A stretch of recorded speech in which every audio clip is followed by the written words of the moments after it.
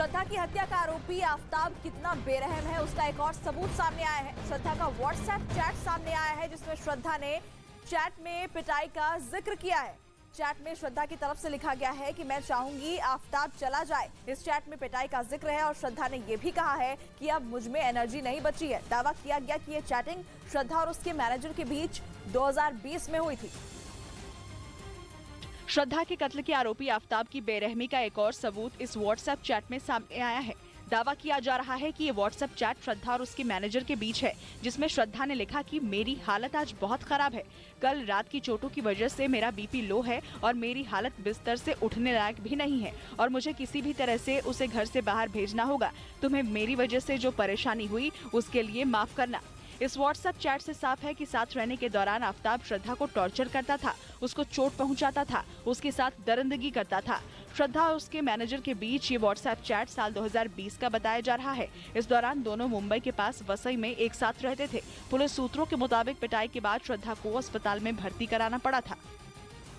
श्रद्धा murder case की जांच कर रही दिल्ली पुलिस का दावा है कि आरोपी आफताब ने हत्या का जुर्म कबूल कर लिया है। पुलिस ने आफताब के साथ इस वारदात का रिक्रिएशन करने के बाद ये दावा किया, जिसके लिए आरोपी आफताब को लेकर पुलिस उसके महरौली वाले फ्लैट में आधी रात को पहुंची, ताकि सुरक्षा कारणों से वहां कोई हंगामा ना हो और पुलिस अपना काम आसानी से कर ले।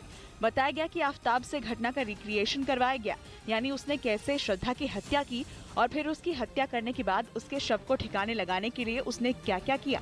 खबर है कि पुलिस ने पूरी तफ्तीश के साथ उस फ्लैट में ये जांच की ताकि उसे सच का पता चल सके, क्योंकि कहा जा रहा है कि आफताब की कोशिश शुरू से इस मामले में पुलिस को गुमराह करने की है। उसने पहले तो ये कहा था कि श्रद्धा के शव के उसने 35 टुकड़े किए थे, लेकिन बाद में वो अपनी बात से मुकर गया और उसने 20 टुकड़े वाली नई कहानी बताई। इसी वजह से पुलिस जल्द से जल्द उससे सारे राज उगलवाना चाहती है। इस बीच साकेत कोर्ट ने रोहिणी में मौजूद फोरेंसिक लैब को आफताब का नार्को टेस्ट 5 दिन के अंदर करने का आदेश दिया। इसके साथ ही अदालत ने ये साफ कर दिया कि इस दौरान आफताब पर 3rd डिग्री का इस्तेमाल न किया जाए। श्रद्धा मर्डर केस की जांच कर रही दिल्ली पुलिस के मुताबिक वो इस मामले में किसी एक थ्योरी पर काम नहीं कर रही है। पुलिस का कहना है कि उसने महरौली इलाके में जंगल से कुछ हड्डियां बरामद की हैं, जिनकी फोरेंसिक जांच करवाई जा रही है। और इसके अलावा भी इस मामले में कई ऐसे सवाल हैं जिनके जवाब मिलने अभी बाकी हैं। इसी वजह से पुलिस फिलहाल किसी एक थ्योरी पर नहीं टिकी है। खबर है कि जो हड्डियां बरामद की गई थी उनकी जांच के साथ ही श्रद्धा के पिता के डीएनए के लिए उनका ब्लड सैंपल भी लिया गया है। वहीं महरौली के छतरपुर वाले फ्लैट में एफएसएल की टीम ने अपनी जांच की है, जिसके सैंपल फोरेंसिक लैब में भेज दिए गए हैं। बताया गया कि श्रद्धा के शव के टुकड़ों की तलाश के लिए कई टीमों को लगाया गया है। दिल्ली पुलिस के पास ये मामला 9 नवंबर को आया था, जब मुंबई पुलिस की एक टीम ने महरौली थाने से संपर्क किया था।